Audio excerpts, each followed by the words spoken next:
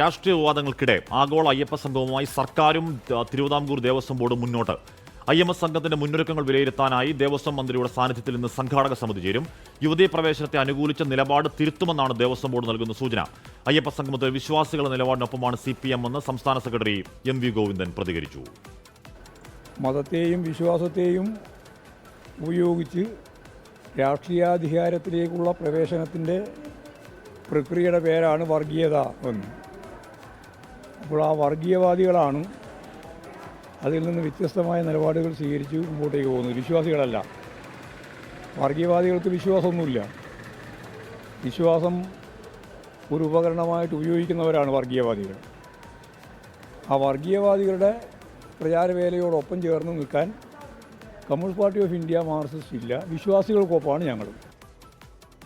സംഗമത്തിൽ പങ്കെടുക്കുന്നതിൽ തീരുമാനമെടുക്കാൻ UDF യോഗം ഇന്ന് രാത്രി ചേരും. ആർ ഷീത്ത് വിവരങ്ങളുമായി ചേരുന്നു. ഷീത്ത്, നമുക്ക് ഓർമ്മയുണ്ട് ഒരു സുപ്രീം കോടതി വിധിയും അതിനെ തുടർന്ന് യുവതീ പ്രവേശനം, അതിലുണ്ടായ പ്രതിഷേധം, ശബരിമല പോലും കലുഷിതമാവുന്ന സാഹചര്യം, പോലീസ് നടപടി, അതിനുശേഷം തെരഞ്ഞെടുപ്പ്, അതിനുശേഷം CPM നിലപാട് മാറ്റം, വീട് കയറിയുള്ള കാര്യങ്ങൾ വിശദീകരിക്കൽ. പിന്നീട് ഒരു ശബരിമലയിൽ വീണ്ടും രാഷ്ട്രീയം ചർച്ചയാവുന്ന ഒരു എപ്പിസോഡ് കൂടി വരുന്നു അല്ലേ ശ്രീത്? ഹാഷ്മി, തീർച്ചയായും ശബരിമലയിലെ വികസനം ചർച്ചയാക്കിക്കൊണ്ട് അയ്യപ്പ സംഗമം സംഘടിപ്പിക്കാനാണ് സംസ്ഥാന സർക്കാരും തിരുവിതാംകൂർ ദേവസ്വം ബോർഡും തീരുമാനിച്ചിരിക്കുന്നത്. തിരുവിതാംകൂർ ദേവസ്വം ബോർഡിന്റെ പ്ലാറ്റിനം ജൂബിലി ആഘോഷങ്ങളുടെ ഭാഗമായാണ് ബോർഡിന്റെ ഏറ്റവും പ്രധാനപ്പെട്ട ക്ഷേത്രത്തിലെ വിശ്വാസവുമായി ബന്ധപ്പെട്ട് അയ്യപ്പ സംഗമം പമ്പ മണപ്പുറത്ത് സംഘടിപ്പിക്കുന്നത്. ഈ മാസം 20 സംഘടിപ്പിക്കുന്ന അയ്യപ്പ സംഗമത്തിന്റെ ഒരുക്കങ്ങൾ വിലയിരുത്താനായി സംഘാടക സമിതി ഇന്ന് യോഗം ചേരുന്നുണ്ട്. ദേവസ്വം മന്ത്രി VN വാസവന്റെ ഓഫീസിൽ വെച്ചാണ് ഈ സംഘാടക സമിതി യോഗം ചേരുന്നത്. എന്നാൽ ഈ അയ്യപ്പ സംഗമം പ്രഖ്യാപിച്ചത് മുതൽ വലിയ വിവാദങ്ങളാണ് ഈ സംഗമത്തെ പിന്തുടരുന്നത്. അതിൽ ഏറ്റവും പ്രധാനപ്പെട്ടത് സംഘപരിവാർ ഉയർത്തുന്ന വിമർശനമാണ്. അയ്യപ്പ ക്ഷേത്രത്തിൽ യുവതീ പ്രവേശനം സാധ്യമാക്കിയ സർക്കാരിന് എങ്ങനെയാണ് ഇത്തരമൊരു അയ്യപ്പ സംഗമം സംഘടിപ്പിക്കാൻ പറ്റുന്നത്? ഇത് തെരഞ്ഞെടുപ്പിന് മുന്നിൽ കണ്ടുള്ള അജണ്ടയാണ് എന്നാണ് BJP വിമർശിക്കുന്നത്. ഇതിൽ രാഷ്ട്രീയ ലക്ഷ്യങ്ങൾ കാണുന്ന കോൺഗ്രസും അയ്യപ്പ സംഗമത്തിനെതിരാണ്. എന്നാൽ മുസ്ലിം ലീഗിനെ പോലുള്ള പാർട്ടികളാകട്ടെ നല്ല കാര്യമാണ് നടക്കുന്നതെങ്കിൽ നടക്കട്ടെ എന്ന ഒരു സമീപനമാണ്. ഇന്നലെ PK കുഞ്ഞാലിക്കുട്ടി അത്തരമൊരു പ്രതികരണമാണ് വയനാട്ടിൽ വെച്ച് നടത്തിയത്. എന്തായാലും UDFന്റെ ഇക്കാര്യത്തിൽ നിലപാട് തീരുമാനിക്കാനായി ഇന്ന് രാത്രി 7:30 UDFന്റെ നേതൃയോഗം ഓൺലൈനായി ചേരുന്നുണ്ട്. ഈ യോഗത്തിൽ വെച്ച് അയ്യപ്പ സംഗമത്തോടുള്ള UDFന്റെ സമീപനം വ്യക്തമാകും.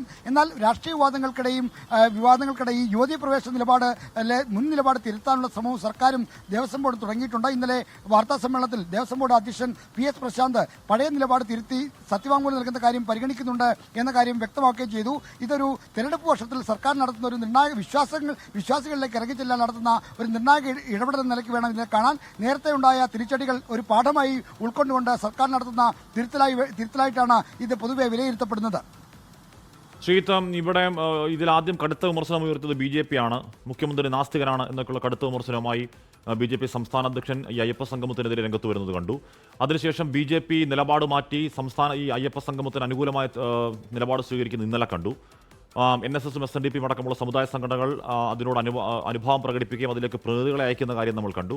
ആദ്യഘട്ടത്തിൽ ആ വിഷയത്തിൽ ഇപ്പോൾ ഞാൻ പറഞ്ഞ CPM പോലൊരു പാർട്ടി അയ്യപ്പ സംഗമം നടത്തുന്നതിൻ്റെ രാഷ്ട്രീയ ന്യായാന്യായങ്ങൾ മാറ്റി നിർത്തിയാൽ ആദ്യഘട്ടത്തിൽ സർക്കാരിനും CPMനും ഒരു വിജയം ഈ വിഷയത്തിലുണ്ട് എന്ന് മനസ്സിലാക്കാം ശ്രീതല്ലേ?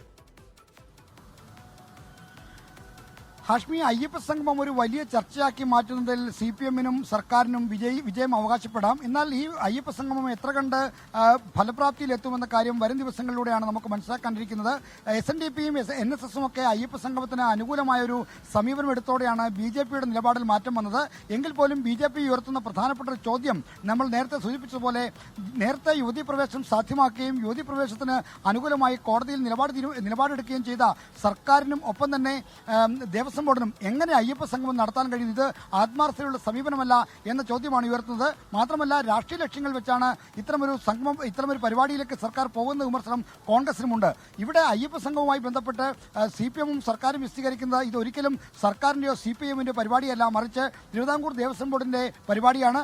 അവർ ദേവസ്വം ബോർഡിന്റെ 75ാം വാർഷികം പ്രമാണിച്ച് ആസൂത്രണം ചെയ്ത പരിപാടിയാണ്. ശബരിമലയിലെ വികസനമാണ് ഇവിടെ പ്രധാനമായും ചർച്ചയാവുന്നത്.